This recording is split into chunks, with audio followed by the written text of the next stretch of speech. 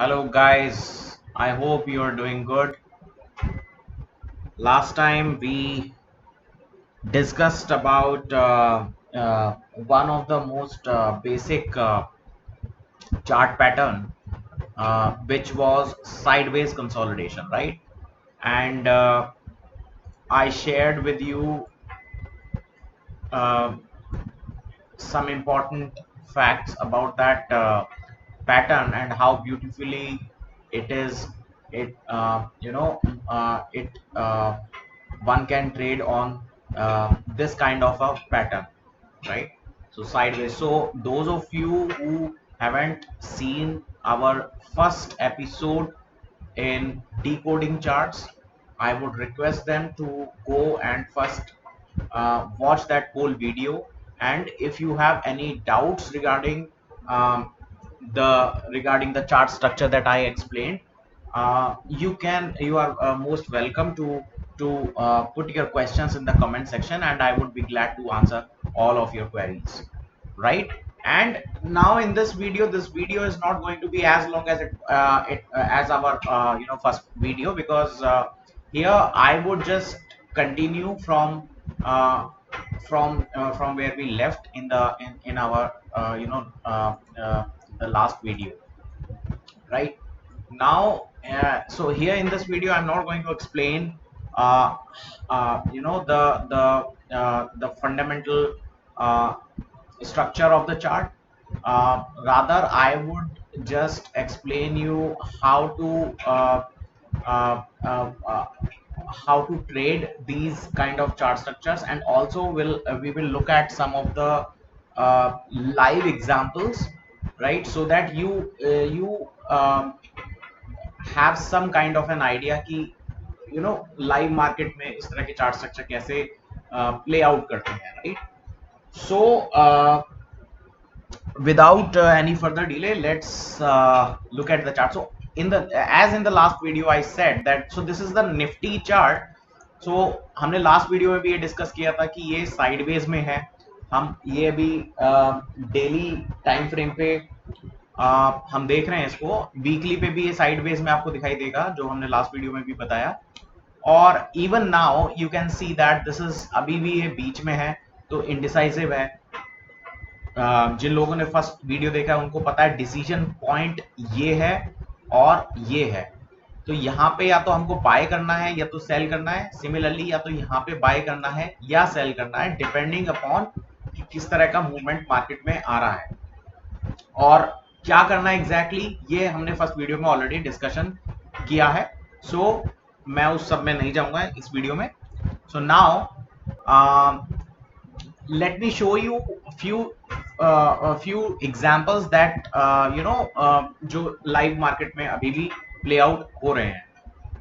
तो हमने बेल का एग्जांपल डिस्कस किया था लास्ट वीडियो में, एंड आई थिंक एनटीपीसी का, एचएएल का, ये एग्जांपल्स हमने डिस्कस किए थे. वन ऑफ द अब मैं again don't take any of the examples as a stock tip or suggestion. It's just I just want to explain you the nitty gritties of this kind of a chart structure. तो अगर मैं examples के through आपको समझाने की कोशिश करूंगा, आपको ज्यादा जल्दी समझ में आएगा. बट आपको उसमें ट्रेड करना है नहीं करना है, again you have to analyze it from your own perspective, keeping the points that I have already shared with you in our first video. So one of the charts that I really like is Titan.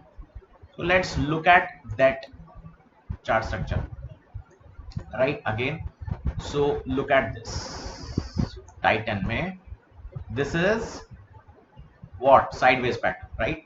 Sideways consolidation.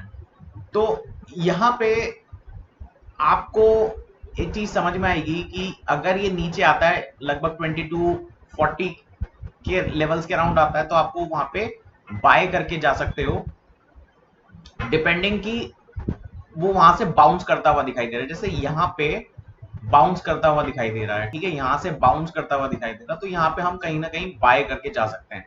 अगर वो इसको break कर देगा, और अगर वो इसको break कर देगा, सपोज यहीं से ये नीचे आता, ठीक है, और फिर ये ऊपर आता और फिर ये नीचे और फिर ये नीचे आता, तो फिर ये इसका मतलब क्या है कि इसने नीचे का जो लेवल है वो उसने ब्रेक कर दिया, यानी कि ब्रेक डाउन हो गया इस स्टॉक में। तो अभी इसको यहाँ पे हम बाय नहीं करेंगे इस यहाँ पे, ठीक है। इसमें जो लोग एफएनओ में ट्रेड करना चाहते हैं वो लोग यहाँ पे कॉल राइट कर सकते हैं या फिर पुट बाय कर सकते हैं, डिपेंडिंग अपॉन कि उनका रिस्क मैनेजमेंट किस तरह का है, उनके पास कैपिटल कितनी है एंड थिंग्स लाइक दैट, ठीक है। एफएनओ के बारे में मैं एक अलग से इसी सीरीज में एफएनओ के बारे में आपको ए टू जेड सब कुछ समझाऊंगा। कौन सी स्ट्राइक पे ट्रेड करना चाहिए, कौन ओटीएम, एटीएम, आईटीएम क्या डिफरेंस है, ऑप्शंस बाय करने चाहिए या फिर ऑप्शन सेल करने चाहिए, क्या करना चाहिए क्या नहीं करना चाहिए, एफएनओ का एवरीथिंग मैं उसके अंदर कवर करूंगा। तो वो एक अलग से और इसी सीरीज में उसका कंटिन्यूएशन होगा। तो in this video I'm not going into that because that will take another at least 8 to 10 videos. So तो उसमें नहीं जाते हैं। तो यहाँ पे जैसा कि मैं समझाने की कोशिश कर रहा हूँ कि यहाँ पे अगर ये ब्रेकडाउन दे देता तो आप फिर यहाँ पे बाय नहीं करोगे। अगर आपने मान लो सपोज मैंने यहाँ पे बाय किया था कि भाई बॉटम से वो बाउंस कर रहा है, सपोज यहाँ पे बाय किया था, अगर वो यहाँ से ब्रेक डाउन देता हुआ दिखा मुझे तो मैं यहाँ से एग्जिट कर दूंगा। तो मेरा जो लॉस होगा वो सिर्फ इतना ही लगभग होगा, ठीक है, यहाँ से यहाँ तक का, है ना, जितना भी वो उसका नीचे ब्रेकडाउन लेवल होगा केवल वहीं तक का लॉस होगा। बट अगर ये स्टॉक ऊपर की चाल पकड़ता है या साइडवेज कंसोलिडेशन में रहता है तो आप देखेंगे प्रॉफिट आपका यहाँ तक भी आ सकता है। जो लोग लेवल्स के बेसिस पे ट्रेड कर रहे हैं तो वो या तो यहाँ पे एग्जिट कर देंगे या फिर जैसे कि मैंने पिछले वीडियो में भी बताया था कि बहुत जल्दीबाजी नहीं करनी है एंट्री करने में और एग्जिट करने में। तो आप जरूरी नहीं है कि आप जैसे ही यहाँ पे पहुंचा आपने एग्जिट कर लिया, आप वेट कर लो, ठीक है। आप और ऐड कर सकते हो, अगर वो नीचे आता है आपके प्राइस लेवल के आसपास आता है आप फिर से और एक्यूमुलेट कर सकते हो उस स्टॉक को, राइट। जैसे यहाँ पे फिर वापस आया, उसने ब्रेकआउट देने की कोशिश की लेकिन अंदर आ गया। तो अगेन इस कैंडल पे 24 मार्च की कैंडल पे आपको क्लियर यहाँ पे दिख रहा है कि ये वापस से अंदर आ रहा है। इसका मतलब क्या है कि ये ब्रेकआउट नहीं देगा अभी, ठीक है, कंसोलिडेशन में ही है। तो अभी यहाँ से और नीचे आएगा तो मैं शायद अगर मुझे इसके अंदर ट्रेड करना होगा तो मैं शायद इसके अंदर और एक्यूमुलेट करूंगा। यहाँ पे मैं एक डिस्क्लेमर दे देता हूँ कि इसके अंदर मेरी पोजीशंस ऑलरेडी हैं, मैंने इसके अंदर पोजीशन बनाई हुई है। But again I am not recommending any buy और सेल इन दिस स्टॉक, ठीक है। तो आप सिर्फ लर्निंग पे फोकस कीजिए, स्टॉक टिप्स पे फोकस मत कीजिए, क्योंकि स्टॉक टिप्स की आपको जरूरत नहीं पड़ेगी अगर आपको ये चीजें समझ में आएंगी, टेक्निकल एनालिसिस कैसे करते हैं। अगर आपका फोकस उस पर रहेगा तो आप खुद से कर पाएंगे, आपको किसी के ऊपर डिपेंडेंट होने की जरूरत नहीं होगी, ठीक है। तो सो एज आई सेड कि यहाँ पे अभी अंदर आ गया है और नीचे आएगा तो मैं शायद और एक्यूमुलेट करूंगा इस स्टॉक को। but so this is looking good to me as of now also जैसे कि मैंने पिछले वीडियो में भी बताया था कि आप जब आपको एनालिसिस करना होता है आप पहले बड़े टाइम फ्रेम पे कर लेते हो, फिर आप छोटे टाइम फ्रेम पे करते हो। तो बड़ा टाइम फ्रेम में वीक, अच्छा मैं पहले साइकोलॉजी समझा लेता हूँ मैं किस तरह का ट्रेडर हूँ। तो मैं आई एम मोर और less a short term trader, ठीक है। मैं इंट्राडे ट्रेडिंग नहीं करता। शॉर्ट टर्म में मेरा जो टाइम होराइजन होता है वो 3 से 6 महीने होता है, कई बार 8-9 महीने भी हो जाता है, क्योंकि मैं कैश सेगमेंट में ही जो मेरे 90% ऑफ द ट्रेड्स होती है वो कैश मार्केट में ही होती है, ठीक है। मैं एफएनओ में बहुत कम काम करता हूँ, राइट। तो सो विच इज वाई अगेन मेरा एक सजेशन जो नए लोग हैं उनके लिए यही रहेगा कि आप अगर सीखना चाहते हैं तो आप रियल पैसे से ट्रेड कीजिए, पेपर ट्रेडिंग मत कीजिए, number 1। Number 2, capital initial capital बहुत छोटा रखिए, लेट्स से 10,000 और 20,000, उससे ज्यादा नहीं रखिए। नंबर 3, कैश मार्केट में ही काम कीजिए। पहले शुरू में 2 3 4 साल कैश मार्केट में ही काम कीजिए, समझ लीजिए मार्केट को। अब ये पर्सन टू पर्सन पे डिपेंड करता है कि किसी को बहुत जल्दी समझ में आ जाता है, हो सकता है किसी को 1 साल में समझ में आ जाए, किसी को चार्ट स्ट्रक्चर पे कॉन्फिडेंस आ जाए 2 3 साल में। तो हर एक का लर्निंग प्रोसेस डिफरेंट होता है। तो आप 2 से 3 साल 4 साल जो भी आपका टाइम है, वो इन शुरुआत के जो आपके फॉर्मेटिव ईयर्स हैं मार्केट में, वो आप कैश मार्केट में ही काम कीजिए। ठीक है। तो और जैसे ये मैंने एक चार्ट स्ट्रक्चर आपको समझाया है, इस पे थोड़ा ट्रेड कीजिए, छोटा छोटा पोजीशन बनाइए, ठीक है, उसको होल्ड कीजिए। तो उससे दो चीजें होंगी, एक तो आपको चार्ट स्ट्रक्चर पे आपकी एक पकड़ बन जाएगी, दूसरा आपकी साइकोलॉजी जो कि बहुत ज्यादा इंपॉर्टेंट होती है मार्केट में। इनफैक्ट एज अ ट्रेडर मेरा पर्सनल व्यू है, लोगों का व्यू डिफरेंट हो सकता है, but I personally think psychology plays far more important role in the market than anything else. Indicator, trading setup, strategy, ये सब चीजें मैटर नहीं करती अगर आपकी साइकोलॉजी सही नहीं है, राइट। और तो साइकोलॉजी डेवलप होती है जब आप रियल पैसे से ट्रेड करते हो, आप लॉस करते हो, प्रॉफिट करते हो, आपका जब आपकी लाइव पोजीशन चल रही है उसके अंदर जिस तरीके से वो पोजीशन चेंज हो रही है, तो आपके इमोशंस भी चेंज होते हैं, right. And that is where you have to keep yourself calm. और वो एक्सपीरियंस से आता है, वो किसी के कहने से नहीं आएगा, कोई किताब पढ़ने से नहीं आएगा, वो एक्सपीरियंस आएगा जब आप मार्केट में लाइव ट्रेडिंग करेंगे तो ही आएगा। इसी के लिए मैं बोल रहा हूँ कि आप पेपर ट्रेडिंग मत कीजिए। जो लोग पेपर ट्रेडिंग करते हैं, आई डोंट थिंक कि उनकी साइकोलॉजी डेवलप होती है, right. You have to trade it, you have to trade with the real money. लेकिन कैपिटल आप शुरुआत में कम रखिए, इतनी भी कम मत रखिए कि आपको फील ही ना हो आपके लॉसेस। आपको थोड़ा तो हर्ट होना चाहिए, ठीक है, क्योंकि हर्ट होगा तभी आपकी साइकोलॉजी बनेगी, आपको लॉस लेना आएगा, ठीक है। सो 20 30 40,000 जिसका जितना रिस्क एपेटाइट है उस हिसाब से छोटा कैपिटल रखे आप थोड़ा थोड़ा पोजीशंस बनाइए मार्केट में। चार्ट्स पे आपकी पकड़ बहुत अच्छी होनी चाहिए, ठीक है। और साइकोलॉजी जैसे कि मैंने कहा वो विद एक्सपीरियंस आपकी डेवलप होती रहेगी जैसे जैसे आप काम करते रहेंगे, राइट। तो coming to again the chart of Titan, तो ये यहां से जैसे रिजेक्ट हो गया है, तो अभी क्योंकि ये बीच में है तो यहाँ पे अभी कोई पोजीशन को चेंज करने का अभी मेरा मूड नहीं है। मेरा मूड कब बनेगा, जब ये यहाँ पे आएगा 2240 के आसपास आ जाएगा, या फिर 2600 2700 के लेवल पे आएगा, 2680 2700 के लेवल पे आएगा। तो 2680 या अगर सपोज यहाँ पे आता है तो मैं क्या करूंगा, अगर मुझे ब्रेकआउट देता हुआ दिखा तो मैं और पोजीशन ऐड कर लूंगा, अगर नहीं दिखा तो मैं होल्ड करूंगा अपनी करंट पोजीशन को, ठीक है। मैं बोल रहा हूँ कि मैं यहाँ पे अभी पोजीशन अपनी स्क्वायर ऑफ करने के मूड में बिल्कुल भी नहीं हूँ, ठीक है, क्योंकि मेरे जो एवरेज प्राइस है वो लगभग यहाँ कहीं है, 2350 2360 के अराउंड है, ठीक है। और मुझे पता है कि जब अगर मुझे अगर ये यहाँ से ब्रेकडाउन देता दिखेगा तो ही मैं इसके अंदर से एग्जिट करूंगा, अदरवाइज मुझे ऐसा लगता है जैसा कि मैंने बताया कि मेरा जो टारगेट होगा वो होगा, मैं ब्रेकआउट जब ये देगा, और ब्रेकआउट का जो टारगेट है जैसे कि मैंने बताया कि कितना होता है, ये जो रेंज है आपको सिर्फ यही ऐड कर देनी है ऊपर, ठीक है।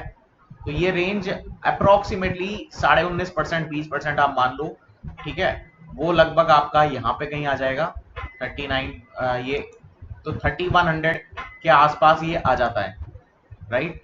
अभी यहाँ पे मैं अगर हॉरिजॉन्टल लाइन यहाँ पे ये लेवल मैंने मार्क कर लिया, एग्जैक्टली मैं यहाँ पे नई पोजीशन काटूंगा, हो सकता है मैं यहाँ कहीं बीच में ही निकल जाऊं। तो 3000 3100 का इसके अंदर प्राइस मुझे ऐसा लगता है कि वो आएगा। कितने टाइम में आता है, इट डिपेंड्स, 6 महीने भी ले सकता है, साल भी ले सकता है, 2 साल भी ले सकता है। तो आई डोंट नो कि कितना टाइम लेगा, but that is the reasoning behind my position, ठीक है। अब ये डेली टाइम फ्रेम पे है, और अगेन जैसा मैं बात कर रहा था कि I am a short term trader, but 6 8 महीने के लिए पोजीशन रख ली आप, अगर इवन साल भर भी मुझे शॉर्ट टर्म ही लगता है, साल 1.5 साल भी शॉर्ट टर्म ही होता है मेरे लिए। तो वो डिपेंड करता है।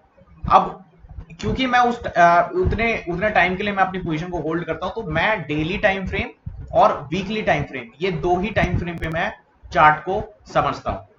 पहले मैं वीकली टाइम फ्रेम देख लेता हूं, उसके बाद मैं डेली टाइम फ्रेम पर आता हूं। तो ये वीकली टाइम फ्रेम है, तो एज यू कैन सी कि ये अगेन यहाँ पे कंसोलिडेशन कर रहा है अक्टूबर 2021 से, राइट। और अभी हम, अब मई का महीना शुरू हो जाएगा, तो अभी काफी टाइम हो गया इसको कंसोलिडेट करते हुए। तो इसी रेंज के बीच में ये कंसोलिडेट कर रहा है, राइट। मेरे को वीकली चार्ट पे अगर कंसोलिडेशन दिख रहा है तो डेली पे भी मुझे कंसोलिडेशन ही दिखेगा।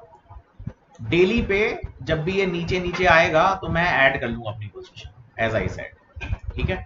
तो ये टाइटन का चार्ट है जहां पे साइडवेज कंसोलिडेशन हमको दिखाई दे रहा है। इसी तरीके से आप और भी चार्ट देख सकते हैं जहां पे आपको साइडवेज कंसोलिडेशन दिखेगा। सो यहाँ पे सवाल ये आता है कि ये पता कैसे चले, क्योंकि स्टॉक तो 5,000 से भी ज्यादा है ना। अब सबका चार्ट एक एक करके देखने जाएंगे तो बहुत टाइम जाएगा, राइट। पॉसिबल नहीं है, पॉसिबल है लेकिन टाइम बहुत जाएगा, राइट। तो ऐसा क्या मेथोडोलॉजी यूज की जा सकती है जहां पे हम ये चार्ट फटाफट देखें।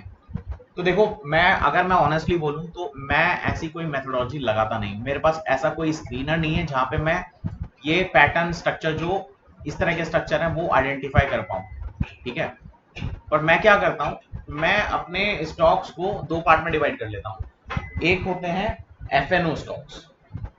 एफएनओ में जितने भी स्टॉक है, 160 170 जो भी स्टॉक है, उसकी एक लिस्ट है मेरे पास, ठीक है। जैसे जैसे एनएसई उस लिस्ट को अपडेट करता है, मैं भी अपडेट कर देता हूं उधर। तो वो वाले जो स्टॉक्स हैं वो मैं इंडिविजुअली देखता हूं। नाउ बहुत लोगों को शायद ये लगे सुनने में कि यार इंडिविजुअली तो बहुत टाइम जाएगा, but you know what, money is not an easy thing to earn. आप कहीं पे भी काम करोगे तो मेहनत तो करनी पड़ेगी ना आपको। तो एफएनओ में एटलीस्ट आप एक एक करके फटाफट स्कैन कर सकते हो, ठीक है। बाकी जो स्टॉक्स हैं जो एफएनओ में नहीं है, वहां पे मैं एक स्क्रीनर लगाता हूं। अच्छा, मैं पेनी स्टॉक्स में काम नहीं करता, छोटे जो स्टॉक्स होते हैं 10-20 रुपए वाले, उनमें मैं काम नहीं करता। तो आप अपने हिसाब से, अपनी रिस्क एपेटाइट के हिसाब से आप फिल्टर्स लगा लीजिए। फॉर एग्जांपल मार्केट कैप आप लगा लीजिए, है ना। सपोज आपने मार्केट कैप लगाई 500 करोड़ की, है ना। उसी तरीके से आपने वॉल्यूम लगा लिया कि उस स्टॉक में वॉल्यूम भी होना चाहिए। वो कम वॉल्यूम वाले स्टॉक मुझे पसंद नहीं आते, क्योंकि कम वॉल्यूम वाले स्टॉक में मैनिपुलेशन होने के चांसेस बहुत ज्यादा होते हैं, ठीक है। तो सिमिलरली पेनी स्टॉक्स में भी ये चीज एप्लीकेबल है। वहां पर भी मैनिपुलेशन होने के चांसेस इसलिए ज्यादा होते हैं क्योंकि बहुत कम लोग वहां पे ट्रेड करते हैं, ठीक है। किसी के पास इनसाइडर इंफॉर्मेशन होती है या फिर किसी की इंटेंशन ही उसको मैनिपुलेट करने की है, तो वो वॉल्यूम जनरेट कर देगा। और बहुत इजी है छोटे स्टॉक्स में, जहां पे वॉल्यूम नहीं है वहां पे वॉल्यूम जनरेट करना बहुत इजी है, एंड वो स्टॉक्स मैनिपुलेट किए जा सकते हैं। इसके लिए मुझे वहां पे, और इसीलिए उन स्टॉक्स में जो आपके टेक्निकल ये जो चार्ट स्ट्रक्चर्स हैं या जो भी टेक्निकल एनालिसिस है, वहां पे जनरली वो काम नहीं करता है। आपको हो सकता है कि दिखे इस तरह के पैटर्न, और ये आपको दिखे कि भाई ब्रेकआउट दे दिया है तो यहाँ पे तो ये बाय कर लेना चाहिए था, बट मोर और लेस वो मैनिपुलेशन होता है।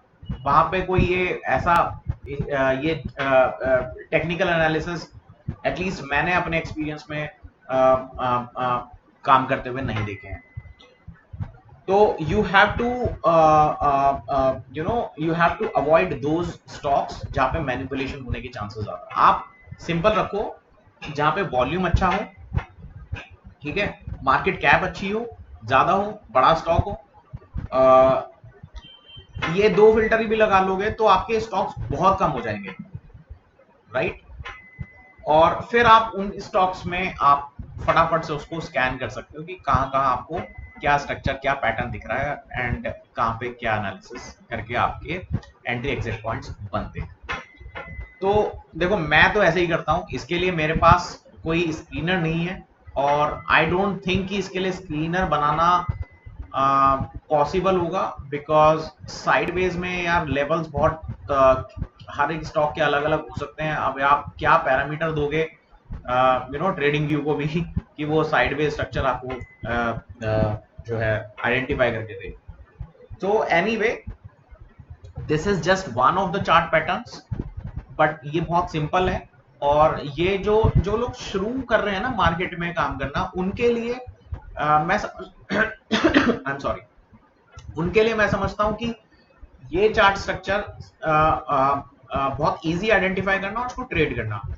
तो एक बार आप एक चार्ट स्ट्रक्चर पे अपना कॉन्फिडेंस आपको आ जाएगा, तो फिर आप धीरे धीरे दूसरे तरह के चार्ट स्ट्रक्चर, चार्ट पैटर्न में भी जा सकते हो और आप इंडिकेटर्स वगैरह भी यूज कर सकते हो। लास्ट वीडियो में मैंने इंडिकेटर की भी बात की थी कि जैसे स्टॉक अब बीच में चल रहा है, तो यहाँ पे किस तरीके से, यहाँ पे भी आप बीच में भी डिसीजन ले सकते हो, तो वहां पे हम इंडिकेटर का यूज कर सकते हैं। इवन इंडिकेटर का यूज आप ये जो डिसीजन मेकिंग पॉइंट्स है यहाँ पर भी कर सकते हो। तो इंडिकेटर का यूज कैसे कर सकते हैं वो मैं नेक्स्ट वीडियो में आपको बताऊंगा। ये वीडियो मैं बहुत छोटा रखना चाहता हूं क्योंकि लास्ट वीडियो ही ऑलरेडी हमारा शायद 30-40 मिनट्स का वीडियो था, एंड मुझे लगता है कि बहुत लोगों ने शायद वो पूरा नहीं भी देखा हो। तो अगेन मैं this is my appeal to all the viewers that you should watch that video in totality। ठीक है, उसके अंदर अगर आपके कोई डाउट्स हैं, कुछ भी आपको पूछना है, कोई चीज समझ में नहीं आई, आप कमेंट सेक्शन में लिखिए। मैं इंडिविजुअली सबके कमेंट्स पढ़ूंगा, उस पर मैं रिप्लाई भी करूंगा, आपको नेक्स्ट वीडियो में एक्सप्लेन भी करूंगा। ठीक है, तो ये वीडियो लाने का मेरा इंटेंशन सिर्फ इतना था कि एक तो मैंने जो लास्ट वीडियो में हमने कवर किया वो मैं एक बार रिविजिट करा दूं आप लोगों को। दूसरा, उसके अंदर आपको थोड़ी साइकोलॉजी के बारे में बात समझा दूं, थोड़ा एक दो और नए चार्ट्स में आपको दिखा दूं। और उसके बाद अगर आपके कोई डाउट्स आते हैं तो मैं वो डाउट नेक्स्ट वीडियो में कवर करूंगा, और उसमें मैं इंडिकेटर वाला पोर्शन भी कवर करूंगा। ठीक है, तो आप ये सीरीज कंटिन्यूअसली देखिए, एपिसोड बाय एपिसोड देखिए, पूरा देखिए। जब भी टाइम मिले, टाइम नहीं है तो आप वॉच लेटर वाली लिस्ट में आप उसको अपनी ऐड कर दीजिए, बाद में देखिए, बट देखिए और समझिए उसको। ठीक है, अभी एक और मैं आपको चार्ट फटाफट से समझा देता हूं। एक अडानी पोर्ट्स का एक चार्ट है जो जिसमें अगेन ये भी मुझे लेट मी शो यू। ठीक है, ये यहाँ पर भी मैंने ऑलरेडी ये बनाया हुआ था, इसमें मेरी पोजीशन थी, मैं निकल चुका हूँ बाय द वे। पर अगेन आप देखिए कि ये चार्ट स्ट्रक्चर किस तरीके से प्ले आउट करते हैं। तो ये वीकली टाइम फ्रेम है, मैं ये सारा डिलीट कर देता हूँ आपको समझाने के लिए। ये देखो, ठीक है, बार चार्ट मैंने लगाया, यहाँ पे मैंने लेवल्स ड्रॉ कर लिए। ये नीचे का रफ लेवल्स आपको बनाने हैं, आपको बिल्कुल एक्यूरेट नहीं बनाना है, आपको रफली क्या दिख रहा है बस आपको वो बनाना है। और यहाँ पे मेरे लिए रेजिस्टेंस पॉइंट है, दूसरा रेजिस्टेंस पॉइंट मेरे लिए ये था। ठीक है, अब ये क्यों है, दूसरा क्यों बनाया मैंने यहाँ पे, तो दूसरा इसलिए बनाया क्योंकि जो जब हाई होता है ना किसी भी स्टॉक का, जो हाई होगा वो एक रेजिस्टेंस का काम करता है। ठीक है, irrespective of the chart structure. तो साइडवेज तो मुझे इतने पोर्शन में मुझे साइडवेज दिख रहा है। ये जो सॉरी, ये जो पोर्शन है इतनी रेंज में तो ये साइडवेज ही दिख रहा है मुझे, बट मैंने ऊपर भी एक रेजिस्टेंस बनाई है क्योंकि ये दो अगर आप देखेंगे तो ये प्रीवियस जो हाईज हैं वो यहीं पे हैं, तो ये रेजिस्टेंस का काम कर सकता है। ठीक है, नाउ कमिंग टू, ये वीकली टाइम फ्रेम है, coming to daily time frame. तो आप ये देखिए, ये स्टॉक बहुत टाइम से कंसोलिडेट कर रहा था। इनफैक्ट ये आप ये देखिए पिछले मार्च से ही कंसोलिडेशन में है ये, तो पूरा ऑलमोस्ट एक साल हो गया, एक साल से भी ज्यादा हो गया इसको कंसोलिडेशन में। ठीक है, तो मैंने लास्ट वीडियो में भी ये बात बोली थी, मैं दोबारा रिआइटरेट करता हूं कि जहां पर कंसोलिडेशन जितना लंबा होता है उतना बड़ा ब्रेकआउट आता है।